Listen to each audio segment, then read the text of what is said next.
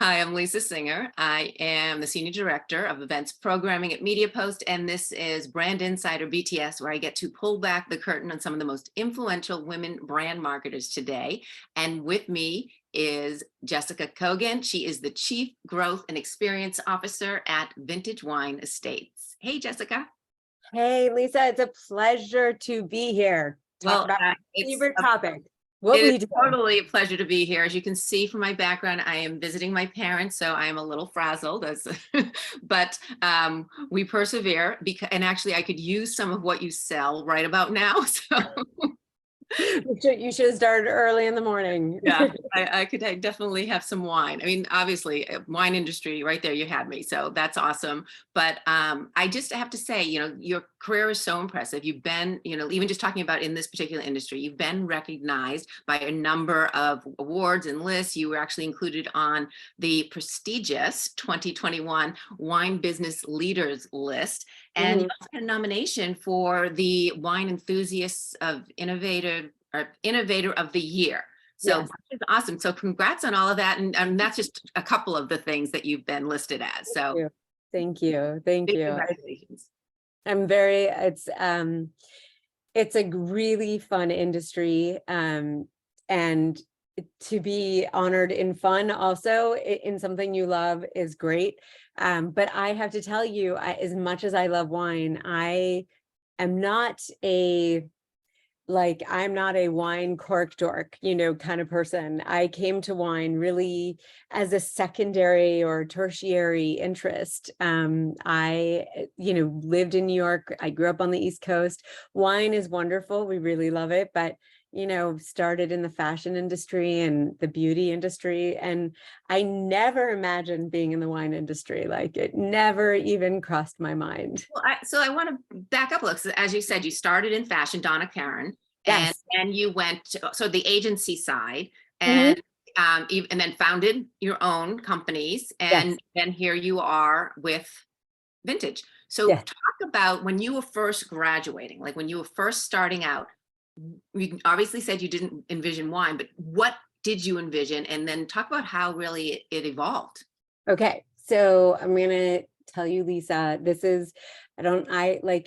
I know it's going like way back in my life right now, but I literally remember when I went to NYU and I was very, very, very interested in being a producer in journalism. Okay. So I had done internships at CNN and Good Morning America. When Charlie Gibson was there and Tyler Matheson, and just like I really, really wanted to work in broadcast television journalism production. But I realized that for women, it wasn't really a great path, to be perfectly honest, back in my day, that long ago in the early 90s. And so pivoted into some opportunities around brands and was in a funny happenstance, found a listing for somebody, for a designer looking for some help who's launching a new company, and verified through like people that the woman's name was Donna Karen, who was leaving Anne Klein. Nobody, but And just basically looking for an intern. And this was the end of my senior year at NYU. And it just all worked out. I went from interning to working in their publicity department, to helping launch really focusing on their menswear collections. And it was so super fun. Even though I wasn't doing broadcast journalism production, it was so interesting to me, the logistics and the production required to present brand information and product lines and fashion lines. And so that's really how I ended up really on the marketing side versus the production side of the universe. So to answer your question, I never envisioned I'm going to be in marketing. yeah. It really wasn't. So when I was at Donna Karen, and really was just so fascinated by how the media and celebrity and how clothing really creates this kind of like transformative experience for people who are really into clothing and really into the relationship of the brand of the clothing. I went to do my master's at NYU at the same time, in corporate identity and corporate branding, not product branding. And the reason was because I wanted to understand, one of the things I found curious about Donna Karan at the time was everybody dressed in black. I know it's like very whatever, but like everyone dressed in black, everyone kind of had like the same, kind of followed the same cult of personality. And so I was like, that is so interesting, because what it does is deliver a very precise product and very precise information and a very clear understanding of who you are and what you're about. And so I wanted to kind of dive deeper into that at the master's level. And so I went to get my master's and did a what was it, a master's, an MA in corporate identity and branding through Gallatin, and it became like one of the, I guess, most well-attended courses at the business school at NYU for folks who are interested in marketing. Wow. Well, you know what? It's funny because when you say that, well, I was the masochist who continued in the broadcast production reporting side. That's my background. But I love that you say that, because they do cross over. What you love about, whether, for me, what I love about as a producer, as a reporter, doing the interviewing, telling the story, all of that crosses over to now what I'm doing on this. I mean, obviously this is very similar, this Yeah, show, but even what I'm doing for the, I do the events and yeah, putting events together, finding everyone's story, only it's their story, their brand story, or yeah, their strategies. And so I think the skill sets really cross over. And I feel like for people who are starting out, sometimes corporations don't get that. Like, I think people in your level need to see that it's not looking at, okay, did you do this, this, and this? It's looking at, yeah, what do you do? What do you love to do? What's your passion? And totally. obviously is where you went. And then so you start your own companies. So, I mean, Yeah, I know it kind of, walk me through that, because I know they all overlaps, but there's yeah. differences with them. So talk about, first of all, what made you go out on your own? And then how did they evolve as you moved before you then obviously were merged with, Vintage? So I would say like the big kind of transformation for me was when I, did go the agency side, and I was at a company called Hill and Knowlton, and I was introduced to this thing called the internet. Part of it. That thing. And this is like 1998, 99. And, it was like, you've got mail, AOL, we were still living in those times. And Hill and Knowlton had such a great, strong global brand that many clients would come to them just because of who they were. And in particular, they had a client that came to them that was from JP Morgan, which was a client of theirs, a Swedish couple who had started an Amazon-like business in Sweden called bogus.com, who wanted to build a global fashion sportswear e-tailer that would sell multi-language, multi-platform, multi-currency, and logistics around the world. And the company was called boo.com. And so I was a very young managing director at Hill and Knowlton and in the consumer products group. And so all the other MDs were like, you can do this, like, right? You know the internet. And I was like, of course I do. Sure. And just ended up really falling in love with the web and the promise of it and what was possible. And the project with Boo was super fascinating, but of course had a similar fate to many of the .coms that, kind of were stratospheric rise and then just kind of fell apart. I realized after that I was really that my desire and interest was to really learn more about web design, web development, digital marketing, digital communication, and just dig deeper into that. And so I went to a company called Razorfish, which was a web design and development company, and got on two really incredible projects. One was Schwab.com, which wasn't at the time, schwab.com, we actually built the first transactional site for trading. Like, Uh-huh. I don't know if you are like, if you remember, but like prior to really 99, you had to call a broker Yeah. to make a trade. And so, Schwab just changed all of that. And I worked on a project with the Southern Poverty Law Center, producing tolerance.org, which was a rubric for American teachers to teach tolerance in the classroom. And so it was just a diversity of projects, all digitally based, all systems based, with, these incredible interfaces. And I was like, I am in love with this. I want to do this forever. But I also had met somebody who was living in California, and who I was, we were dating.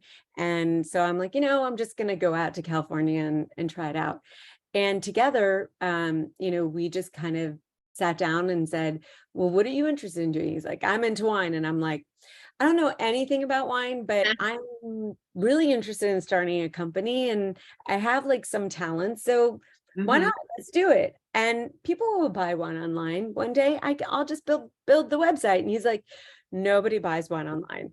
Uh, well, And that changed. to be And so argued. that's how I went off on my own. And so I started a company with Cameron, and we just built the first, digitally native wine company, kind of similar to Warby Parker for eyewear, just for wine. You can only find the wines online. You can't buy it at retail. And so the experience online was critically important to the relationship with the customer. So that's what happened. Wow. Well, yeah, and I love that. Okay, so your Cameron is his name. Yeah. So Yeah, he Cameron. wants wine because Yeah, you find a product you're passionate about, and you're just like, sure, like like he's like, well, no, yeah, you can't sell it, but there has to be someone to try it, and especially the fact that you kept jumping in when you didn't necessarily know it, but yeah. you just kept trying it, and I think that's such an invaluable lesson for anyone who, whether they're just starting out or changing careers or whatever it may be, to just test, do it, try it, see what works, see where it fits. And then when you find the things you love, keep moving after them. But so, I'm so with you, Lisa. I really I want to emphasize your point. If we were texting right now, I just think it's so, especially today, we get pushed down like so many, like we're put blinders on and told to go one path, can't do the other path. And, we're not, those humans aren't built like that. They're just not. no. Well, but I would want to ask you, okay, so say that person starting out, and again, as I say, it's not necessarily the one just graduating. It could also be someone, and especially a woman that's going through, maybe they want to change careers or something, and they want to be you. They want to be the CMO. They want to be in the C-suite. CPG industry is not always easy to get there, but just in any industry as well, we always Yeah. see a little fewer women in the C-suite. Yes. What's the advice you would give that woman today to evolve to that? Like, how they need to, obviously they can't get right there, but what do they need, aside from what we obviously we're just trying things and moving into things? But is there something that you feel you followed that helped you get to this position? Sure. I mean, I think like, let's just talk about the role of the CMO today, right? Because the role of the CMO has really changed, really changed. Mhm. Um, in the past, I would have said, if you're interested in that career path, get experience in public relations, get experience working in an advertising agency, get experience in working at a digital agency, like get experience across the board in all avenues of connecting and engaging with a customer, including web design experience, like all of it. The problem is that a CMO can't do it all, right? Like the CMO can't, it's just too many, it's too many channels, too many mediums. So I would say today the CMO really is the guardian of the brand and guardian of strategy.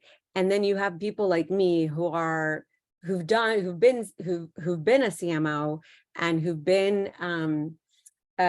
who have played that role, who are now kind of like evolving or I would say like to some extent bifurcating the role of the CMO. My job is to take their brand and ensure that the experience that the organization is having both internally and externally is meeting the brand promise, right? So you have the CMO who's like, it's, customer acquisition and, getting your message out, et cetera. Like my job is to, I would say like, it's really retain the customers Yeah. and keep them on the journey and keep them connected to the brand, Mhm. because it's the changing tastes and desires and likes of the new cohorts, I would say Gen Z specifically, but a lot of millennials, they just, it goes with the wind. They do have some good values, but they also adopt new things, new styles, new brands, new moments, new fast fashion very, very quickly. And so to ask a CMO to react to that all the time and be ready like for that is very, very challenging. I think it's very, very challenging. So it's a long way of answering your question. Any experience in any marketing discipline will make a difference, and that will get you closer to a CMO role. But I would also say that there's also the direction of spending time and focus on developing your digital skill set. And that is also in the C-level suite. And that will, as we evolve, will be known as the growth and experience officer. Yeah, no, and that's like even anyone who looks to me to say, how did you get involved in reporting or journal in doing any of that? And now it's all about digital. It's now about more making a name. It's fine, like starting your, but above all, know how to write, and know how to put together a story. So these are the basics. Like there's going to be all these things that are going to change. There's going to be all like, it's where our industries are completely always changing, always evolving, and you need to keep up with that. But I do Lisa, think you are there are right. basic It's things. storytelling. Storytelling. If you're not into stories, Don't do it. probably I not don't the right job. Right. Either one, not marketing, not journalism, not anything like that. So I Yeah. agree.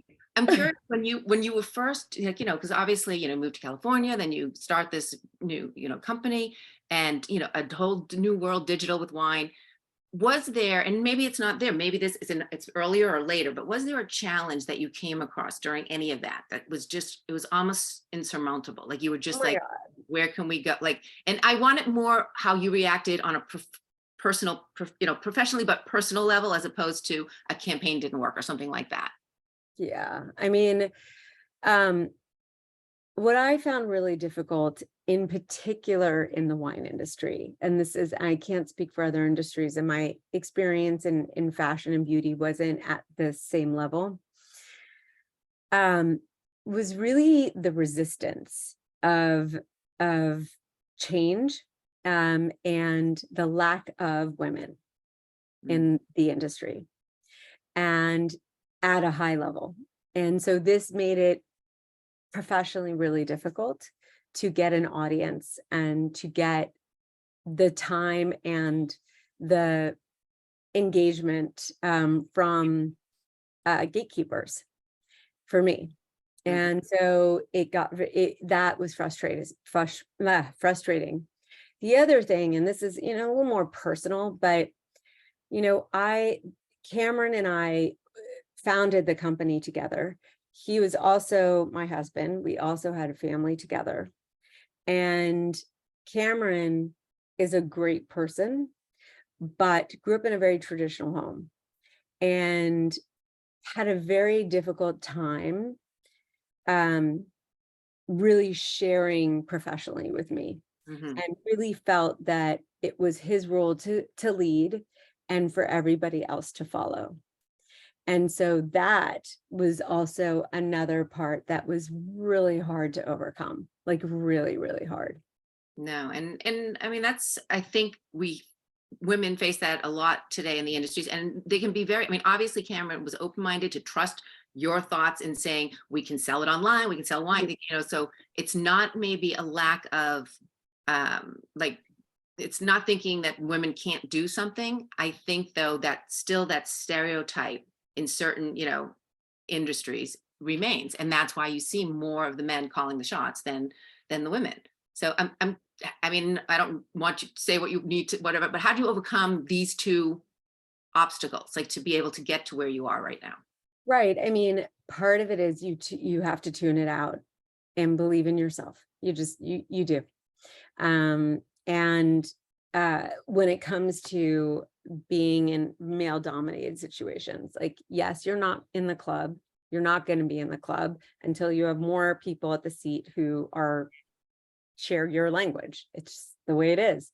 And then related to Cam, when our company was acquired, I just said, this has been we've had a wonderful partnership, and I love our children and I love you, but I do no longer would like to be married to you.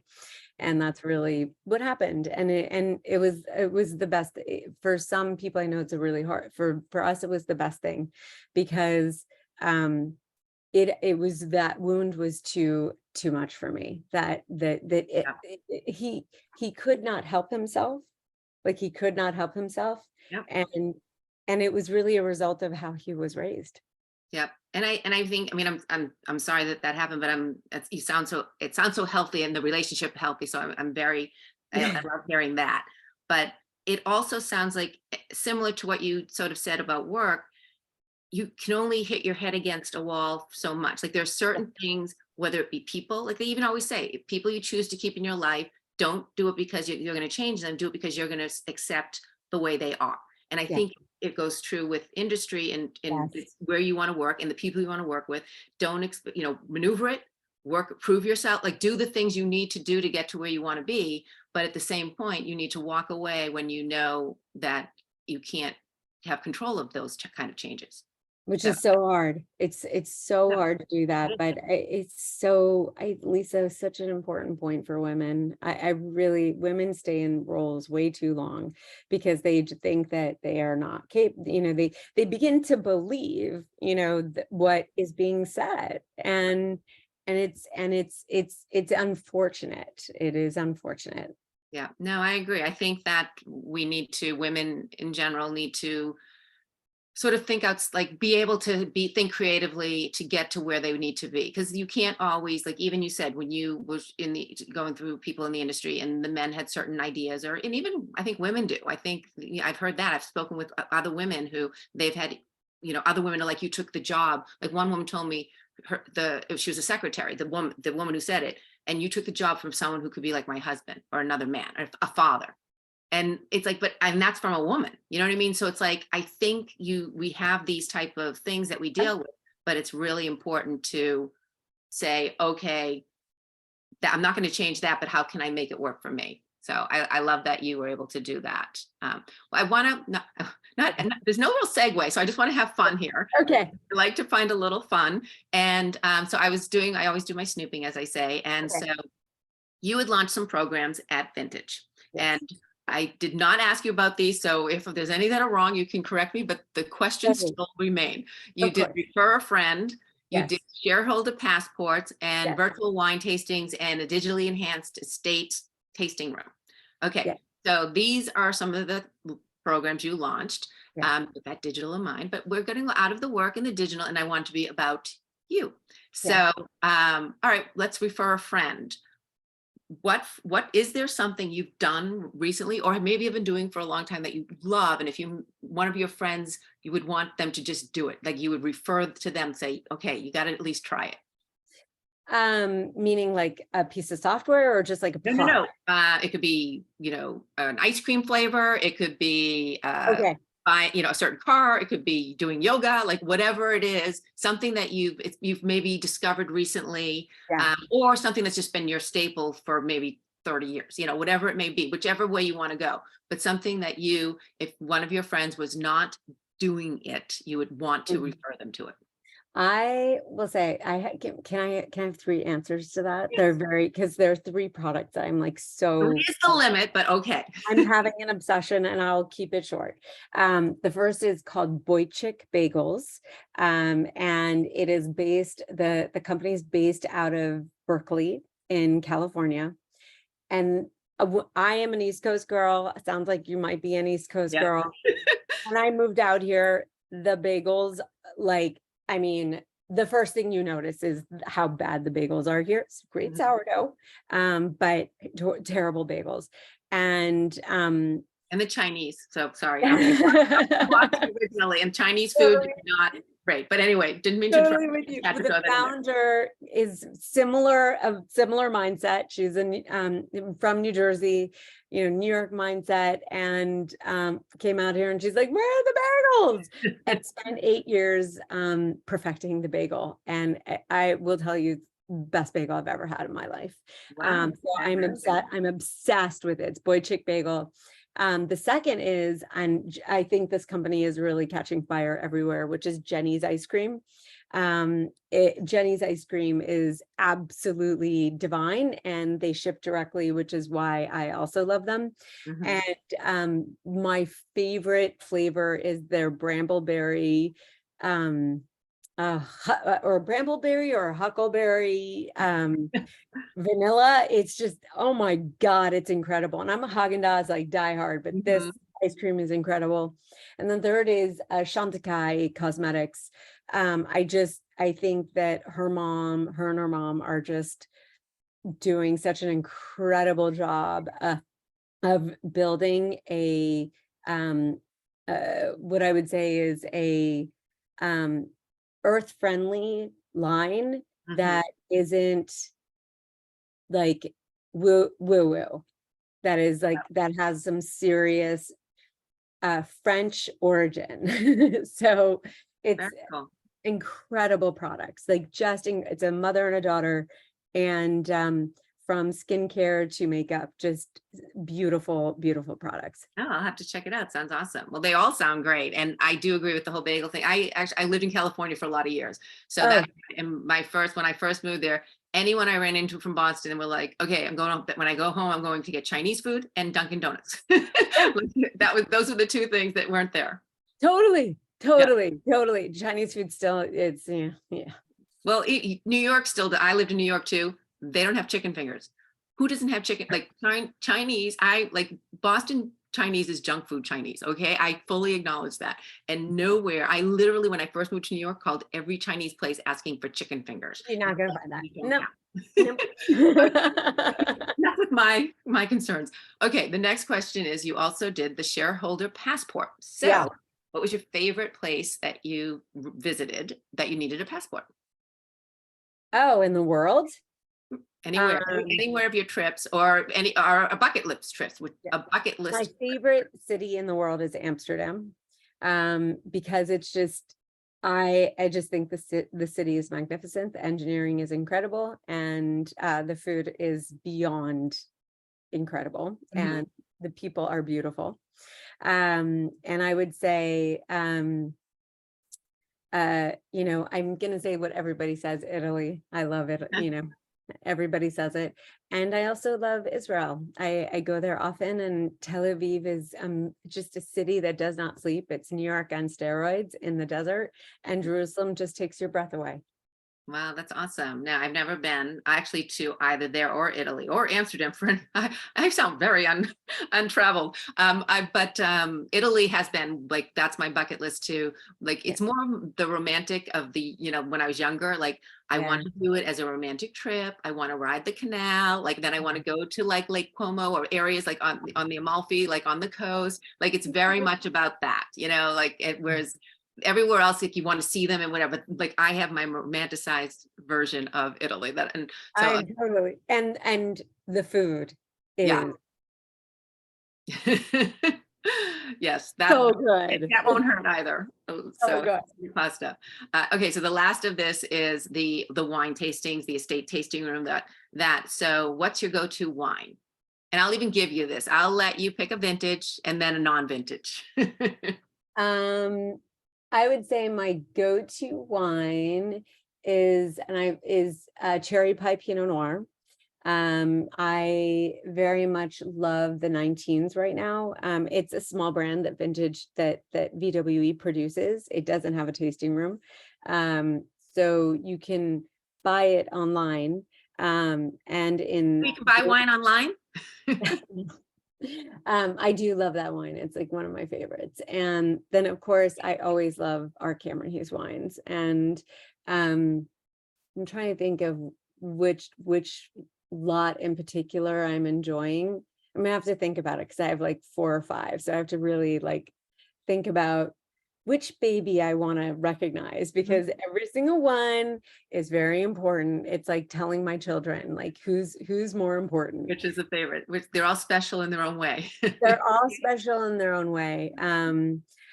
I would say, I mean, I will be honest, I'm very much into Pinot right now. I know Pinot was it's a continued trend, but I just in general love Pinot. And on CHW, I have been drinking a lot of Lot 885. It's a Russian River Valley Pinot. And what I love about it is it has like an old world style, Burgundian style. So it's not like super fleshy and flabby, but it has the intensity of a California wine. So it's got the structure, the old world structure that we love, Yeah. but with like just the right fruit content. Oh, very nice. I used to be Pinot and now I've more Cabernet. So I Yes. go for the cabs, and I go for I don't want them to linger at all. Like I really want them to I don't know. I was told to say linger on the palate. Don't have like, because I was telling someone who he was asking me what kind of wine I liked. And I said, I just don't like it to have a bite, And he's just like, no, Yeah. you say it doesn't linger on the palate. And that's, Yeah. wine talk. And it's very smooth, and it's just not going to have that extra richness that the complexity, which Yeah. that's, and people, everyone wants those different things. But for me, that's just so, What's your favorite was cab? that. What cab are you drinking now? It's funny. I just found butter, which I like, and and we had them at our CPG event, which we're going to be talking about. Yeah. But and I tasted. I'm like, wow, I really enjoy this. And and then there's other cabs. What's another one? I don't usually. I tend to like the less expensive wines. I'm not just say that I don't, but I'm telling you, it doesn't matter. Like the yeah. price of the wine does not matter. No, I and really, there was one that I've been having that's pretty good, but there's one that I always get, and everyone laughs. It's it's not a Cabernet necessarily, but it's Trader Joe's, and uh-huh. in California, it's from Spain, and it's Strata something. I always forget the name of it, and it used to be $3.50. It's gone up to $1. It's $4.50, but it's like it fits all my needs, and to me that's more my everyday. And then a splurge, I might find something, Decoy I like, that's pretty good. Yeah. So But I'm you're paying a premium for Decoy for sure. I mean, probably, yes. And so that's what I'm saying. So for me, I just like, everyone's like, don't you want to try different? Like, why? I like this, and I just get it. When I go out to dinner, I'll try different wines, or someone, might suggest something and I'll try yeah. it. But I'm curious, is there a splurge for you? Is there a splurge wine that maybe it's not an everyday kind of thing, or not that we drinking every day necessarily, but I'm saying like something that you might for a special occasion, or just, want to splurge for yourself?